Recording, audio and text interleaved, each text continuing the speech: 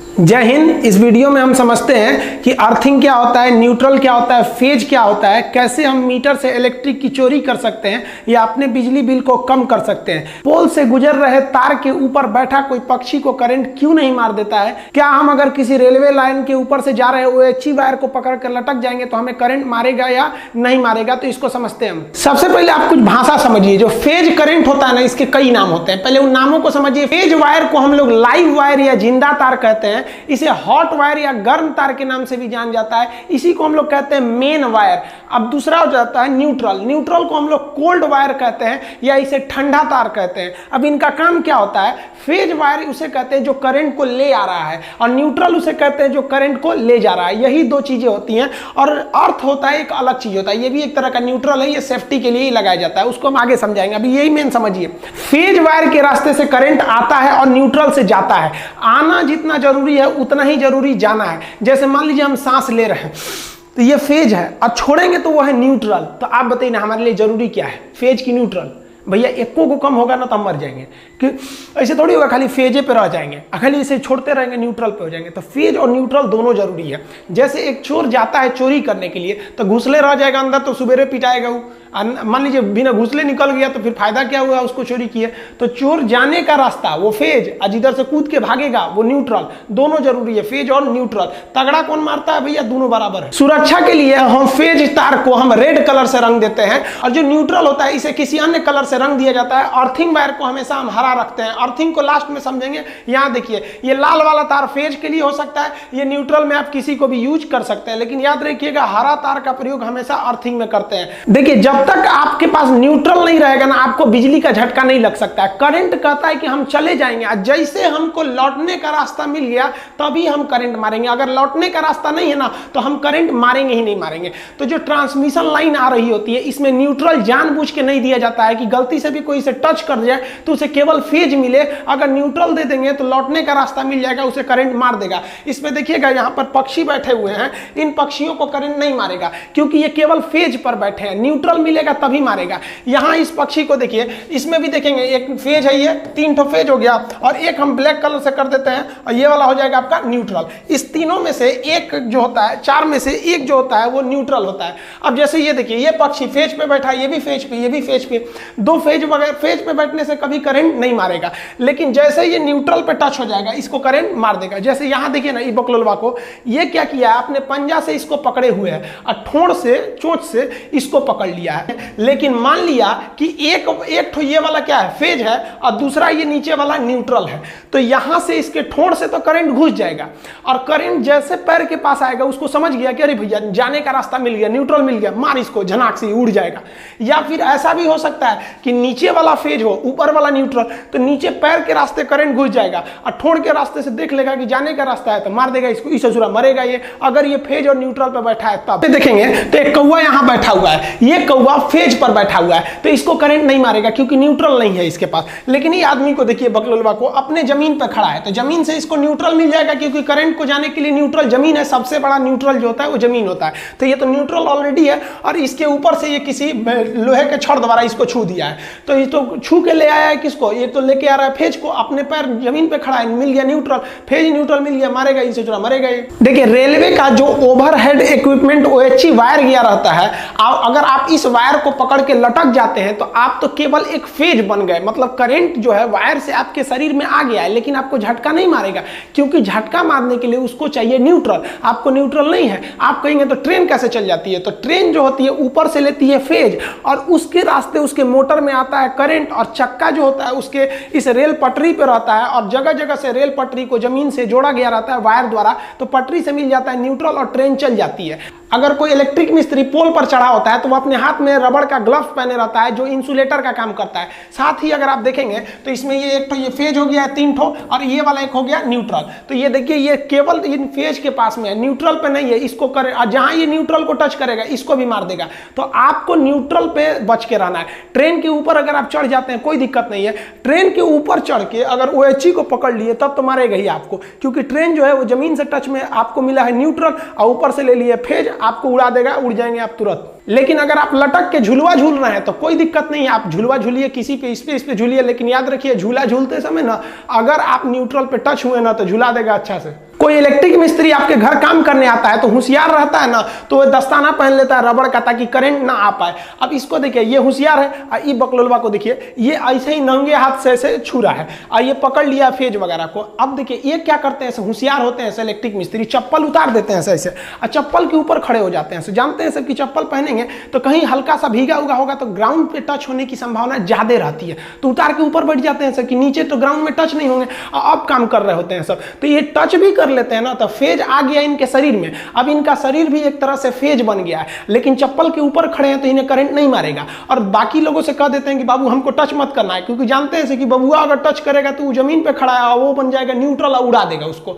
तो अगर आप उसको टच कर लेते हैं तो वो तो था फेज, आप जैसे इसको टच किए हैं आपका पैर जमीन पे है और अगर जमीन के संपर्क में आ गया, नंगे पैर हैं आप या फिर भीगा हुआ है तो फिर मार देगा, वो हो जाएगा जाने का रास्ता न्यूट्रल। अब जमीन हो गया न्यूट्रल और तार हो गया आपका फेज, और आप मिस्त्री और वो दोनों लोग क्या हो गए, बॉडी बन गए लोग, आप लोग को उड़ा देगा। तो ये मिस्त्री जो है ये देखिए ये होशियार भी है, स्मार्ट भी है, इससे जुड़ा कर्मफोर है। अर्थिंग समझिए क्या होता है। अर्थिंग का यूज केवल सेफ्टी के लिए किया जाता है। जैसे मान लीजिए कि यहां से करंट आ रहा है तो रेड वाला फेज है वो ला रहा है और न्यूट्रल है ब्लैक वाला, तो आप इसमें से इसको खोसिएगा तो करंट लेके आएगा और करंट इस फ्यूज में गया है। तो देखिए यहां से तो रेड वाला करंट है, ये तो आ गया फेज और इसको चालू कर देगा फ्रिज को और लौटने का रास्ता ये न्यूट्रल से ये लौट जाएगा। लेकिन जब कभी कोई इक्विपमेंट ज्यादा काम कर देते हैं, पुराने हो जाते हैं, तो हो सकता है कि यहां पर तार कहीं घिस गया हो पुराना होने से और घिसने के बाद इसके बॉडी से टच हो गया हो।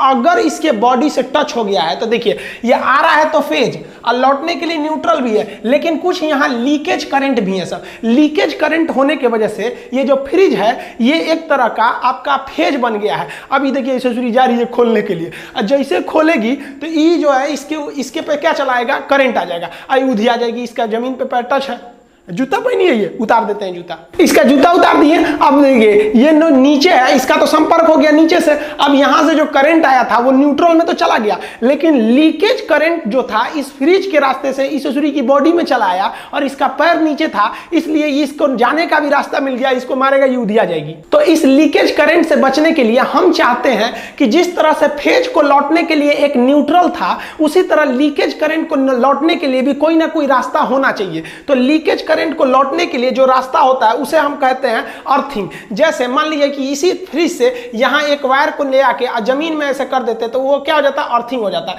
अर्थिंग का साइन ऐसे ही बनाया जाता है, बड़ा से छोटा करते हुए जाया जाता है, अर्थिंग करंट। अब इससे क्या होगा, जो फेज आया था वो न्यूट्रल से चला गया और लीकेज करंट जो था इस फ्रिज का इस वायर के रास्ते अर्थिंग में चला जाएगा। अब आप कहेंगे कि सर तब तो हर सामान में एक उसमें खोद करिए और उसमें एक तार बांध के जगह जगह घर फोड़ के उसको अर्थिंग करिए, घरे खराब हो जाएगा ये अर्थिंग से। तो देखिए अर्थिंग सेफ्टी देता है, इसको कहां लगाया जाता है। अर्थिंग जो होता है ना, इसका जो प्रतिरोध होता है, क्वेश्चन पूछेगा कितना होना चाहिए, तो अर्थिंग का प्रतिरोध रेसिस्टेंस बहुत ही कम होना चाहिए, 8 ओम से भी कम होना चाहिए। जबकि हमारे शरीर का जो प्रतिरोध होता है, अगर शरीर भीगा है तो 1000 होता है और अगर सूखा है तो 1 लाख हो जाता है। तो यानी हमारा शरीर सूखा है तो करंट को 1 लाख से धकेलेगा और भीगा है तो 1000 से ढकेलेगा। और जो अर्थिंग होता है वो महज 8 ओम से ढकेलता है। इसलिए कोई भी कहां जाता है, प्रतिरोध मतलब होता है रुकावट, ब्रेकर। अब आप बताइए, आप गाड़ी से जा रहे हैं, एक तो ब्रेकर इतना ऊंचा है, अब बगल वाला ब्रेकर थोड़ा सा है, तो गड़िया वाला को देखते हैं मुड़ा के जाता है, कहता दूर हचका पे से कौन जाएगा। तो हमारे शरीर का प्रतिरोध यानी ब्रेकर ज्यादा हैवी होता है और अर्थिंग का ब्रेकर कम होता है, इसलिए लीकेज करंट इधर न जाके नीचे चला जाता है। अर्थिंग के लिए अर्थिंग का प्रतिरोध हमेशा कम रखा जाता है, 8 ओम से इसे नीचे रखना चाहिए। देखिए अर्थिंग को ही हम ग्राउंड कहते हैं, ये एक तरह से सेफ्टी के लिए ही यूज किया जाता है, जबकि ये एक तरह से कहिए तो जो लीकेज करंट है उसे वापस जाने के लिए रास्ता दे देता है। अर्थिंग वायर हमेशा और हमेशा हरा रंग का रहना चाहिए। इसे 10-15 फीट जमीन के अंदर गाड़ दिया जाता है, एक प्लेट को, तांबे का प्लेट, और उससे एक तो रॉड निकाला जाता है, उसमें कोयला, चारकोल, नमक को डाल दिया जाता है ताकि अच्छे से गल के उसमें वहां पे मॉइस्चराइजर बनाया रहे। और उसके बाद एक रॉड निकाल दिया जाता है। रॉड से क्या किया जाता है कि एक रॉड से एक हरे रंग का अर्थिंग वायर को लाते हैं और इस अर्थिंग वायर को ले आके ये जो एक्स्ट्रा ऊपर वाला छेद दिया रहता है ना, इसी में जोड़ देना चाहिए अर्थिंग वायर को ले आके। इससे क्या फायदा होगा, देखिए मान लीजिए ये आपका फ्रिज है, इस फ्रिज से हम सप्लाई ले आ रहे हैं, तो इससे 3 ठो सप्लाई लाना चाहिए। कौन कौन सा, एक हो गया फेज का, एक हो गया न्यूट्रल का, और एक हो गया लीकेज करंट के लिए। अब आपसे पूछेगा लीकेज करंट की सप्लाई कहां से देनी जानी चाहिए, तो किसी भी लोड यानी जो मशीन है आपका फ्रिज कूलर जो भी है उसकी बॉडी से टच कराकर एक आपको अर्थिंग ले आना चाहिए। अब इसको तीनों में जोड़ देना चाहिए, एक जुड़ गया फेज में, एक जुड़ गया न्यूट्रल में। देखिए यहां रेड वाला जो है वो फेज करंट आ रहा है और काला वाला जो है वो है आपका न्यूट्रल। अब मान लीजिए इस पे जो लीकेज करंट है उसको हम हरे रंग के तार से लाएंगे, यहां बोर्ड भी हरा है इसलिए हरा चलेगा नहीं, हम इस पे सफेद कर दे रहे हैं, तो लीकेज करंट को सफेद रंग से ला रहे हैं और यहां ऊपर वाले में जोड़ दे रहे हैं। तो ये ऊपर वाला जो होता है अर्थिंग होता है। अब बताइए अगर ये जो है इस पे लीकेज है करंट का, मान लीजिए यहां पे लीकेज है, अब हम इसको अर्थिंग से जोड़े हैं तो अब ये ससुरी नहीं जाएगी, बच जाएगी। देखिए कैसे, इस पे लीकेज है तो जो मेन करंट आया फेज से और लौट जाएगा न्यूट्रल से, लीकेज करंट को पकड़ लेगा ये आपका अर्थिंग वायर, क्योंकि इसका प्रतिरोध कम है इसलिए करंट इधर से जाएगा, इस आदमी का प्रतिरोध ज्यादा होता है इसलिए इधर से नहीं जाएगा, और ये होते हुए इस प्लग में चला जाएगा और इस बड़े वाले को हम लोग ऊपर वाले में खोस देते हैं और ये इस रास्ते से जमीन में चला जाएगा। अतः लीकेज करंट गया जमीन में, जमीन सबसे बड़ा चार्ज सिंक है, इसमें कितना भी वोल्ट का करंट दे दीजिए ये सोख लेता है। तो ये हो गया आपका अर्थिंग वायर। अब क्वेश्चन पूछता है कि अर्थिंग का जो ये वाला पिन होता है ये मोटा और सबसे लंबा क्यों बनाया जाता है, तो देखिए हम ये इसमें क्यों बनाया जाता है, जैसे मान लीजिए कि हम इसमें खोसे इसमें, तो हमको सबसे ज्यादा जरूरी क्या है कि फ्रिज भले देर से चले लेकिन करंट ना मारे, इसलिए अर्थिंग वायर को लंबा बनाते हैं कि पहले ही ये किसमें घुस जाए, प्लग में घुस जाए, और जैसे डालेंगे पहले प्लग में घुस जाएगा तो सबसे पहले ये प्लग जो है ये किससे संबंधित है, ये अर्थिंग वायर से संबंधित है, और ये किसको लेके आ रहा है, लीकेज करंट को। तो जैसे घुसाएंगे तो सबसे पहले ये लीकेज करंट को भेज दिया, और लीकेज करंट को भेज दिया उसके बाद ये दोनों का साइज सेम होता है, ये घुसेगा तब इसको देगा फेज और न्यूट्रल। पता चला पहले ही फेज दे दिए अब बाद में लीकेज को ले जा रहे हैं, उसी बीच कोई छू लेगा तो उसको धमाक से उड़ा देगा।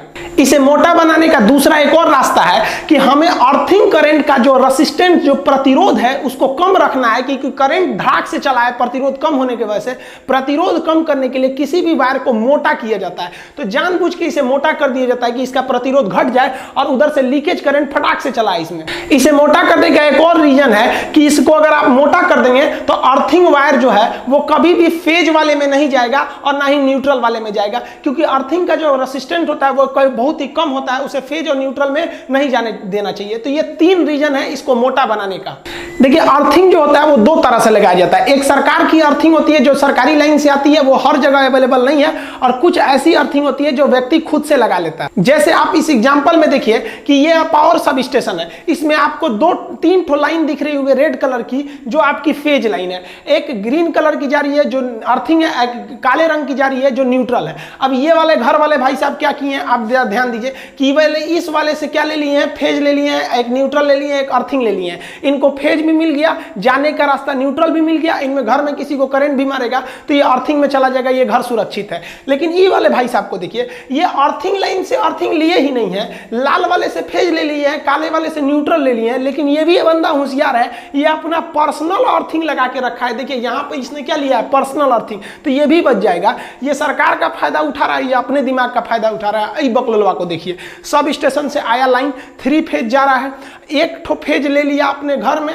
और एक ठो न्यूट्रल ले लिया जाने के लिए, और सरकार इस एरिया में अर्थिंग दी ही नहीं थी और यो ससुरा अपने घर में अर्थिंग नहीं लगाया तो उड़ेगा, इसके यहाँ करंट मारेगा किसी को तो झनाक से उड़ेगा ही। देखिए हमारे यहाँ जो डिस्ट्रीब्यूशन लाइन होते हैं उसमें 3 फेज दिए जाते हैं, यानी ये देखिए 3 लाइन दी जा रही है। ये फेज इसलिए दिए जाते हैं कि सब स्टेशन पे लोड कम पड़े। मान लीजिए किसी मोहल्ले में 300 घर है तो क्या किया जाएगा, हर फेज से 100-100 घर को सप्लाई दे दी जाएगी, तो हर एक फेज पर लोड ज्यादा एकदम सेम रहेगा तो मोहल्ले में बिजली सेम रहेगी।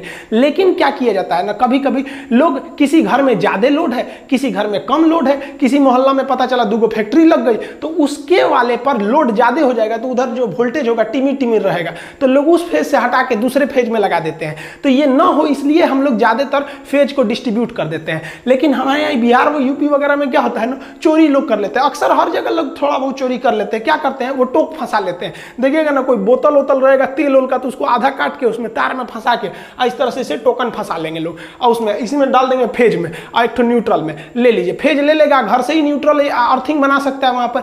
और उससे क्या होता है, तब ये सब स्टेशन पर लोड ज्यादा हो जाता है। पता चला इसने 100 घर को डिस्ट्रीब्यूट किया था और किसी एक फेज में 50 तो घर वाले टोक फंसा के चोरी करने लगे हैं लोग। अब भाई चोरी करेंगे तो उस पर एक्स्ट्रा लोड आ जाएगा, तो इस एक्स्ट्रा लोड से लिए कई बार छापा पड़ता है, तो ये लोग क्या करते हैं, उतार लेते हैं, कहते हैं हमारे यहाँ तो लाइटें नहीं है। देखिए जो हाई टेंशन लाइन होती है, जो जहां से ट्रांसमिशन होके आ रही होती है, उसको हम लोग डेल्टा में जोड़ते हैं। डेल्टा ऐसे कनेक्शन को कहते हैं जिसमें से न्यूट्रल नहीं गया रहता है, यानी अगर डेल्टा में जुड़ा है तो न्यूट्रल है ही नहीं है, आप उसको करंट ले लेंगे लेकिन कोई काम नहीं कर पाएंगे और ना ही आपको झटका मारेगा, क्योंकि डेल्टा में न्यूट्रल नहीं होता है, आपको न्यूट्रल देना पड़ेगा। तो जो हाई वोल्टेज होते हैं यानी स्टेप अप करंट या ट्रांसमिशन लाइन, वो डेल्टा में जुड़ा होता है। लेकिन जब वो सब स्टेशन पे पहुंचता है तो उसे स्टेप डाउन करके उसे हम लोग कहते हैं लो वोल्टेज, और उसके बाद डिस्ट्रीब्यूट करते हैं। तो डिस्ट्रीब्यूशन लाइन आपको स्टार कनेक्शन में होता है। स्टार कनेक्शन में 3 फेज के साथ साथ एक न्यूट्रल भी होता है। क्वेश्चन कहेगा कि जो स्टेप डाउन ट्रांसफार्मर होते हैं वो कौन से होते हैं, तो वो डिस्ट्रीब्यूशन के लिए होते हैं, उनका वोल्टेज कम होता है। कम वोल्टेज पे ही हम लोग को काम चलाना रहता है अपने घरों का 240-230 वोल्ट के आसपास में, तो वो स्टार में रहते हैं। लेकिन high tension line, high voltage, step up वाले डेल्टा में रहते हैं। ये अलग से हम पढ़ाएंगे आपको डेल्टा और स्टार में, और क्या होता है जंपर पिन इनसे इसको कनेक्ट करने के लिए। तो इस तरह से हमको आता है डेल्टा से ट्रांसफार्मर दे देता है स्टार। अब हमको जो मिलते हैं, देखिए कोई भी चीज कभी कभी सुने होंगे कि ये 3 फेज का है, ये सिंगल फेज का है, तो सिंगल फेज की चीज कमजोर रहते हैं और 3 फेज की चीज बहुत शक्तिशाली रहते हैं। जैसे यहां से देखिए आपको 3 लाइन जा रही है, आर बाई बी, ये फेज को दर्शाते हैं, एन से हो गया न्यूट्रल। तो ये पंखा जो है एक नीले रंग का फेज लिया है, एक काले रंग का न्यूट्रल लिया है, तो न्यूट्रल कॉमन बना दिया जाता है, एक ही रास्ता हो जाता है निकलने के लिए। तो ये पंखा कितने फेज का है, 1 फेज का। ये लाइट को देखिए, ये पीले वाले से लिया है फेज और काला वाले से न्यूट्रल, सबके लिए एक ही न्यूट्रल है काला वाला, तो ये भी सिंगल फेज का है। आप इस सॉकेट को देखिएगा तो इसमें लाल वाले से एक ठो ले लिया है फेज और काला वाले से लिया है न्यूट्रल, तो ये भी कितने फेज का है, सिंगल फेज का। लेकिन मोटर को बहुत ज्यादा मेहनत करना होता है, उतना पानी को 5 तल्ला पे चढ़ाता है टंकी पे, तो सिंगल फेज पे उतना शक्ति नहीं हो पाएगा। तो इस ससुरा को देखिए 3-3 को फेज ले ले है, लाल वाले में से पीला, नीला, आर वाई बी तीनों फेज ले लिया है। फेज को हम लोग कोड भाषा में आर वाई बी कहते हैं, और एक तो न्यूट्रल लिया है। तो ये मोटर कितना फेज का है, 3 फेज का मोटर है। अब इसीलिए लोग कहते हैं ससुरा मोटर से करंट मारता है तो उड़ाइए देता है। अरे उड़ाइए कौन चीज देता है, मोटरवा ससुरा 1 फेज पे थोड़े चल रहा है, वो तो 3 फेज पे चल रहा है, तीनों फेज बा छुएगा तो उड़िएगा नहीं। लेकिन अगर वही कोई मोटर कम पावर का है, जैसे ये मोटरवा को देखिए ना, ऊपर से 3 ठो फेज गया है, लेकिन ये लिया है एक को नीला वाले से फेज, एक न्यूट्रल, तो ये तो सिंगल फेज का मोटर है, इससे करंट मारेगा ना आपको तो उतना झटका नहीं मारेगा। लेकिन ये 3 फेज वाले से मारेगा ना तो उड़ाइए देगा आपको। आपके घर में जो सप्लाई आती है पोल से, डिस्ट्रीब्यूशन लाइन, हालांकि इससे पहले वाले वीडियो में हम आपको ट्रांसमिशन लाइन और डिस्ट्रीब्यूशन लाइन पढ़ा दिए हैं, उसमें 4 ठो वायर आएगा। देखिए यहाँ पे 3 वायर जो है वो फेज के लिए है, 1 वायर जो है वो न्यूट्रल के लिए है। देखिए अगर आप सिंगल फेज का करंट लिए हैं, अपने घर में सप्लाई लिए हैं, तो 1 ठो आपको दे देगा फेज, एगो देगा न्यूट्रल, न्यूट्रल तो हर हाल में देगा। और 3 फेज का लिए हैं तो 4 गो तार आएगा, 3 ठो फेज आएगा, एगो न्यूट्रल आएगा। तो अब आप कहेंगे कि सर हम फेज लेते हैं और जला के न्यूट्रल से भेजते हैं, तो आप जैसे मान लीजिए यहाँ से लिए पोल पे से आपके मीटर में आया है 1 फेज 1 न्यूट्रल, और इधर से निकलेगा आपके घर में 1 फेज और न्यूट्रल, तो फेज से करंट जाएगा, न्यूट्रल से आएगा, मीटर को होते हुए पोल पे जाएगा। आप सोचेंगे ससुरा पोलवा पे से कहाँ चल जाता है, तो पोल पे से जाता है ट्रांसफार्मर के पास, और ट्रांसफार्मर में एक तार द्वारा उसे ग्राउंड करके अंदर भेज दिया जाता है। तो न्यूट्रल और ग्राउंडिंग में ज्यादा का अंतर नहीं है, ये अपने घर नहीं ले जाता है, वही ट्रांसफार्मर तक ले जाता है, वहां से ग्राउंड कर देता है। अब बिजली चोरी कैसे करते हैं लोग, देखिए मान लीजिए आपका सिंगल फेज का मीटर है, तो 1 फेज ले लिए, 1 न्यूट्रल ले लिए, तो ये इनपुट है, आउटपुट आपके घर में जाएगा 1 फेज 1 न्यूट्रल। तो चोरी करने वाला क्या करता है कि यहाँ से फेज ले जाता है और न्यूट्रल को बीच में रोक देता है, किसी कमरा के पास जाके न्यूट्रल को काट के टेप चिपका देता है। तो करंट तो इधर से गया, ये फ्रिज चलेगा नहीं चलेगा, क्योंकि केवल फेज मिल रहा है, पंखा चलेगा फेज मिल रहा है। लेकिन ये ससुरा होशियारी कर देता है, यहां से इसको ले जाके एक इधर से ना अर्थिंग जोड़ देता है। अब बताइए, जाने का रास्ते को ही ना न्यूट्रल कहते हैं, तो आया फेज और न्यूट्रल ना जाके ग्राउंड में चला गया, तो ये पंखवा तो चलिए जाएगा, उस ससुरा को सेफ्टियो मिल जाएगा, चलियो जाएगा। तो इससे जो है मीटर की रीडिंग नहीं उठ पाती थी। अब मीटर लोग खूब लगा देते थे, अब बिजली नहीं आता था, तो सरकार इससे परेशान थी, तो सरकार ने ना उसकी जगह पे ले दिया डिजिटल मीटर। अब अगर आप डिजिटल मीटर लगा देंगे और सोचेंगे कि इस तरह से बीच में न्यूट्रल को काट के बाईपास कर दे हम, किसके थ्रू, अर्थ के थ्रू, तो इस ससुरा जो है ना, इस पे जब रीडिंग लेने आएगा तो इस पे बटन होता है, कोंचता है, जो देखता है कितना वोल्टेज उठा रहे हैं, कितना एम्पियर उठा रहे हैं, कितना बिल आया है, तो उसमें वो बता देगा कि ससुरा न्यूटरवा काट दिया है क्योंकि करंट जा रहा है, आ नहीं रहा है, फाइन मारिए इस पे, तो उल्टा और फंस जाइएगा। तो ये वाला जमाना ये उस मोटर पे रहता था जिसमें एगो पट्टी घूमती थी, लेकिन ये डिजिटल में ये काम नहीं आएगा। तो अभी के समय बिजली बिल को कम करने के लिए हावेल्स या बड़ी बड़ी कंपनियों का पावर सेविंग यूनिट आता है। आप एक मशीन टाइप का होता है, इसे लगा दीजिएगा तो ये बिजली को कम कर देता है। ये कैसे कम करता है? तो एक्चुअली ये पावर फैक्टर को 0.8 से ऊपर बढ़ा देता है, यानी लगभग 1 के करीब ले जाता है पावर फैक्टर को, जिससे बिजली बच जाती है। अब ये पावर फैक्टर समझिए, देखिए पावर फैक्टर जो होता है सबसे बेस्ट पावर फैक्टर 1 को माना जाता है, 1। लेकिन पावर फैक्टर आपके घर में 1 नहीं रह पाता है, 1 से कम रहता है। तो 0.8 तक है ना तो ठीक है, ये लगभग 1 के करीब है। लेकिन 0.8 से कम है, 0.7 है, 5 है, 2 है, तो आपका बिजली बहुत ज्यादा उठ रहा है। तो ये पावर फैक्टर को आपको 1 के करीब रखना है। 0.8 है तो ठीक है। कैसे होते हैं सब पावर फैक्टर? तो देखिए ध्यान से, जो हमारा लोड होता है, जो मशीनें को हम लोग यूज करते हैं, बल्ब वगैरह, वो 3 तरह के लोड होते हैं। एक होता है रेसिस्टिव लोड। रेसिस्टिव लोड उसे कहते हैं जिसमें लाइट और हीट उत्पन्न होती है, जैसे कोई बल्ब वगैरह हो गया तो ये रेसिस्टिव लोड है। इसमें कोई भी चीज घूमने वाला नहीं होता है, तो ये ज्यादा बिजली नहीं उठा पाता है। लेकिन अगर आपका कोई इंडक्टिव लोड है, तो इंडक्टिव लोड में क्या होता है, कोई भी चीज घूमने वाली होती है, जैसे पंखा हो गया, मोटर हो गया, कोई भी चीज जिसमें कॉइल का प्रयोग होता है, घूमता है इंडक्शन के द्वारा, तो उसे कहते हैं इंडक्टिव लोड। इसमें कॉइल का प्रयोग होता है। तो ये जो होता है ना ज्यादा बिल उठाता है। और सबसे कम उठाता है कैपेसिटिव लोड। कैपेसिटिव लोड उसे कहते हैं जिसमें इस तरह के छोटे छोटे कैपेसिटर लगे होते हैं। अब आप बताइए, ये मोटर है, क्या है? ये इंडक्टिव लोड। ये बल्ब वगैरह है, ये क्या है? Resistive load. और कैपेसिटर वगैरह लगे हैं तो ये सबसे कम बिजली बिल उठाता है। अब हम ये समझते हैं ससुरा ज्यादा क्यों उठा लेता है। तो जो अल्टरनेटिव करंट होता है ना, वो वेव की तरह चलता है, सांप की तरह। देखिए ये सांप चल रहा है ना, तो ये अल्टरनेटिव करंट है। और जो ट्रेन होती है ना, वो डायरेक्ट करंट, अगर सीधे गया तो डीसी डायरेक्ट करंट, ऐसे ही से गया तो वो हो जाता है अल्टरनेटिव करंट। तो अल्टरनेटिव करंट बनाने वाला अल्टरनेटर और डायरेक्ट करंट बनाने वाला डायनेमो।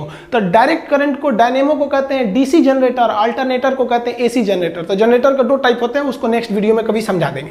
तो जो करंट होता है हमारे घर में एसी, वो सांप की तरह चलता है, तो इसे हम कहते हैं वेव। इसी को फ्रीक्वेंसी होती है। फ्रीक्वेंसी का मतलब होता है फेरा। तो हमारे घर में जो करंट आती है उसकी फ्रीक्वेंसी होती है 50। यहां आप देखिएगा सांप का 2 फेरा दिखेगा, एक ये वाला फेरा हो गया और एक ये फेरा हो गया। तो इसकी फ्रीक्वेंसी कितनी दिख रही है? 2। लेकिन जो घर में करंट आ रहा होता है उसकी फ्रीक्वेंसी 50 होती है, यानी 1 सेकंड में वो 50 फेरा मार देता है वो। तो जो कभी देखिए, इसमें भी जो करंट आता है हमारे घर में, उसमें 2 चीजें होती है। एक होती है वोल्टेज, यानी जो प्रेशर जो बिजली को ढकेल रहा है, और एक करंट जो इलेक्ट्रॉन आ रहे हैं। तो करंट होता है और जो वोल्टेज होता है, उन दोनों का जो टर्म है, जो फेरा है, वो जो वेव है, वो 1 के ऊपर 1 रहना चाहिए, तभी अच्छा माना जाता है। तो जितने भी रेसिस्टिव आपके लोड होते हैं या कैपेसिटिव लोड होते हैं, इसमें देखिए यहाँ हम काले रंग से बना दिए हैं वोल्टेज और लाल रंग से बना दिए हैं आपका करंट। तो ये दोनों एक ही पर होते हैं, इसलिए आपका जो होता है पावर फैक्टर वो सेम होता है। इसलिए ऊपर नीचे रखिएगा तो कट के 1 आ जाता है, इसलिए इससे अच्छा माना जाता है, इसे भी अच्छा माना जाता है। लेकिन जब आप कभी कॉइल को लगाते हैं, यानी इंडक्टिव लोड को लगाते हैं, मोटर फैन वगैरह को, तो इसमें पंखा जो घूमने लगता है ना, तो ये करंट को रोक लेता है। तो जिस वजह से इसका ग्राफ ऐसे बनता है। काला वाला मतलब वोल्टेज, वोल्टेज का ग्राफ आगे चला जाता है और करंट पीछे रह जाता है। तो वोल्टेज आगे चला गया, करंट पीछे रह गया, तो करंट को ऊपर रख के वोल्टेज से डिवाइड करेंगे तो पॉइंट में चला आता है। तो वही आपका जो पावर फैक्टर होता है ना, वो 1 से नीचे जाने लगता है वहां से। तो इसलिए आपको जरूरी है कि ये जो आपका करंट पीछे रह गया, इसको ढकेल के आप किसके बराबर करिएगा? आप वोल्टेज के बराबर कीजिएगा। लेकिन इस अधूरा होगा ही नहीं, क्योंकि मोटरवा जब चलेगा तो करंटवा पीछे ही रह जाएगा, वोल्टेजवा आगे चल जाएगा। तो इसका एक रास्ता है। जैसे मान लीजिए किसी 2 आदमी को एक जगह पे पहुंचना है 10 किलोमीटर की दूरी पर, एगो तेज दौड़ने वाला, एगो धीमा दौड़ने वाला है। तो एक काम कीजिए ना, अगर साथे पहुंचाना है तो धीमे दौड़ने वाले को पहले ही दौड़ा दीजिए, दौड़ जोरे, और उसके आधा घंटा बाद दूसरा को छोड़िए। तो यही काम करता है ये हावेल्स का जो मशीन है। कई कंपनियों के आते हैं, एंकर वगैरह के पावर सेविंग मशीन। ये क्या करता है, जैसे इसको लगा देंगे ना, जैसे मोटर ऑन करेंगे तो वो करंट को ढकेल के बहुत आगे भेज देता है, कहता है भाग जाओ तुम भाग जाओ, और उसके बाद पीछे से वोल्टेज को छोड़ता है। तो करंट का स्पीड धीमा था, वो धीरे धीरे जा रहा था, वोल्टेज पकड़ के उसको एक ही वेव बना देता है, जिस वजह से हमारा पावर फैक्टर लगभग 1 के करीब आ जाता है और हमें बिजली की बहुत ही ज्यादा बचत हो जाती है। आई होप आप समझ गए होंगे। अब नेक्स्ट वीडियो में हम समझा देंगे आपको एसी करंट और डीसी करंट में क्या अंतर होते हैं, मोटर में किस तरह से बनाए जाते हैं, शंट मोटर क्या होता है, सिंक्रोनस मोटर क्या होता है, ट्रैक्शन मोटर क्या होते हैं, सब कम्यूटेटर कहाँ होता है, अल्टरनेटर और डायनेमो में किस तरह का अंतर होता है और जनरेटर किस तरह से काम करता है। मिलेंगे नेक्स्ट वीडियो में, तब तक के लिए जय हिंद।